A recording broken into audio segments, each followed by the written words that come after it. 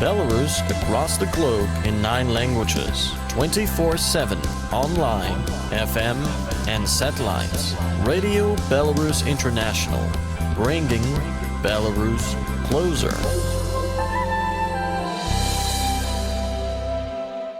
Mr. Paikin, Belarus appeared to be in the row of CIS countries where color revolution was attempted. Why do you think this technology was failed in the country? I don't think we're in a position to say at this point what has failed, what has succeeded. I think it's a little bit early. I think that the situation has certainly dragged on a lot longer than many people have expected. And the outcome is still very much uncertain at this point. It's entirely possible that we could see some sort of political transition occur over the course of a year or two. It could be sooner than that. We really don't know. I guess by failed, what you mean by failed is that we haven't seen a very rapid transition of power from the established regime to one sort of supported by the demonstrators against the regime. So in that sense, why has it not failed? I mean, I think it's relatively obvious, is that by and large there have been very few defections from the Lukashenko regime, and that the regime has been able to stay in power despite numerous marches in the streets. So it appears as if the situation is more at a stalemate than anything else. And as I said before, it's not obvious how this is going to end. What sides could be interested in shaking stability in the region and benefit from changing game players on the political map? Well, that's a good question. I mean, the big problem is that by and large, and this is unfortunate that this is the case, it appears as if countries in what the European Union would call the Eastern Partnership region, or the shared neighborhood with Russia, have fallen behind in terms of agency, if you will. They've been unable to express agency by virtue of the fact that they are subject to dynamics relating to normative rivalry within the wider European space between the European Union and the wider West on the one hand, and then Russia on the other hand. And so because of that zero-sum normative rivalry, that zero-sum normative contestation between the two sides, it becomes very difficult when a country is effectively forced to choose its orientation, right? I mean, the notion that countries should either, be within what Russia calls its sphere of privileged interests, or should have the right to choose their orientation and join the West, if you will. That's a binary choice that they're presented with. And because of that binary choice, it becomes very difficult actually for individual countries in the region to become or pillars of stability, if you will, for dialogue on all sides. I know that Belarus has tried very hard to do that with some success in the years leading up to the and it appears as if, despite elements of that success, some of President or outgoing, whatever you want to call him, President Lukashenko, have been to a certain extent less than successful over the longer term vision. That maneuvering did originally bear some fruit in terms of deeper ties with the West, but one of the driving causes of these protests has been that uncertainty generated but with the relationship with Russia as a result of this. And so if somehow he finds a way to stay in power over the longer term, obviously that would render his ability to maintain this multi-vectored foreign policy, would render that ability a lot reduced, unfortunately. So if there's any potential for that multi to continue, it would have to be under a new regime of some sort, the transition to which remains to be seen, and the precise fashion in which that transition will take place remains to be seen. But that new regime, of course, will also have certain constraints regarding its relationship with Russia that it will have to manage very delicately. And if it is seen to move away from Russia too rapidly, that could provoke some significant problems overall in the relationship between Russia and the West right now. I suppose you could say that Moldova is potentially another site, although it's a sort of smaller player in the region, if you will. But there's the potential there with the election of Maya Sandu that there could be renewed tensions between Russia and the West based on some of her pronouncements vis-a-vis Transnistria. But at the same time, I suppose it is possible, it is equally possible that she could find with time some sort of ability to collaborate with others to act as some sort of pivot between Russia and the West. But I don't think, as much as it's great to find islands of cooperation between Russia and the West, I don't think that the overall relationship between the European Union and Russia is going to rest on Moldova alone. The Belarusian situation is much more important simply because it is Russia's last remaining ally and buffer state that is directly situated in the European theater. And because of the zero-sum rivalry between the two parties, between, on the one hand, the EU's insistence that countries have an unambiguous and unalienable right to choose their orientation, versus Russia's desire for a so-called equal partnership, which appears to indicate that they would like to have, Moscow would like to have some sort of a veto, if you will, over those countries' orientation. That leads to a zero-sum rivalry, and that makes it very, very difficult for individual countries to emerge as pillars of stability. But we should continue to try. It's important that we continue to try to find fora for dialogue between East and West. We are witnessing the increase of military activity in the region.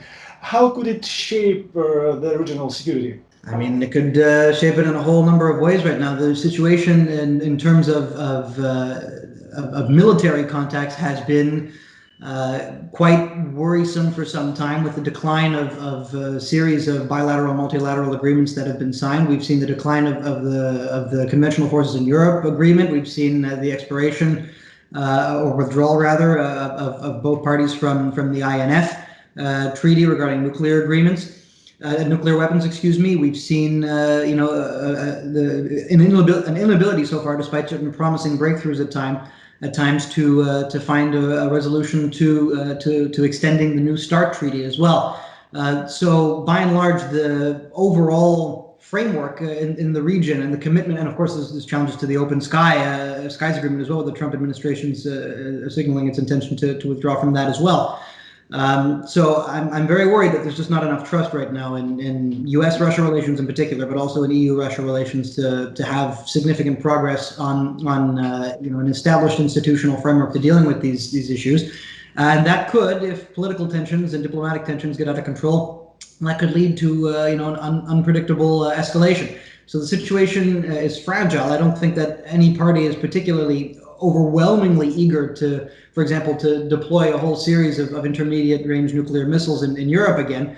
But it is entirely possible that with these safeguards now having been removed, that the situation could spiral out of control under given political circumstances. So I think it's incumbent upon all sides to maintain communication and to try to find new creative ways, perhaps even in the absence of formal institutional agreements, to reach vivendi for the medium term. And how do you see the role of international organizations such as OSCE in settling conflicts and monitoring situation? Don't you think that they abstract themselves from handling the problems? Yes, I mean, unfortunately, the OSCE has faced a number of challenges recently, not only related to its own leadership structure within Vienna, but also most recently in the case of the Nagorno-Karabakh conflict, in which the established Minsk process that was inclusive, at least to a certain extent, has been effectively sidelined in favor of a new regional bargain between a de facto new regional bargain in the South Caucasus between Russia and Turkey. And that is quite a significant development.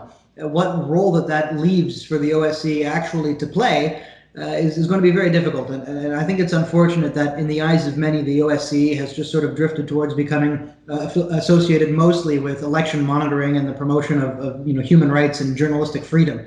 There's so much more to the OSCE, and there are 3 different baskets that they're supposed to be worried about, not least of which includes hard security issues. And it looks very, very. It is unfortunately not promising right now, the current situation regarding the role that the OSCE can play in the wider European region. And I think that just goes back ultimately to how the Cold War ultimately ended, the fashion in which it ended, in which there was a vision, unformed and in code though it may have been, put forward by Russia, that the OSCE or something like it should supersede the Cold War era blocks of NATO and the Warsaw Pact, and that never happened. And there are a number of reasons why it couldn't have happened, or perhaps couldn't have happened, but it ended up not being able to happen. And so ultimately, the role that the OSCE will be able to play in terms of buttressing its own role, I think, will ultimately depend on the resolution of these broader dynamics relating to normative contestation, going back to what I was saying before, between the two sides. We were discussing this, in fact, in Minsk last year, in person at the Minsk Dialogue Forum, in which it was noted by one of the participants that technically we've got everything that we need for a functional international order, right? We've got all the multilateral institutions we need. We have the rules-based framework and international law and all that stuff. Technically speaking, it's all there. And yet we live nonetheless in a period of instability and uncertainty. So that shows that ultimately the challenges facing multilateralism and the challenges facing these institutions are ultimately secondary to the broader normative rivalry, the broader different visions over what constitutes legitimate great power interaction and legitimate behavior concerning the norm of state sovereignty and a legitimate balance of power and equilibrium of power in the world. And the legitimate role that Russia is accorded in Europe and in the broader world as well. These are all primary dynamics, and ultimately the formal institutions are secondary to that. Okay, thank you very much. It was a pleasure to talk to you, as usual. Thanks for having me. Спасибо за приглашение. Belarus across the globe in 9 languages, 24/7, online, FM and satellites. Radio Belarus International, bringing Belarus closer.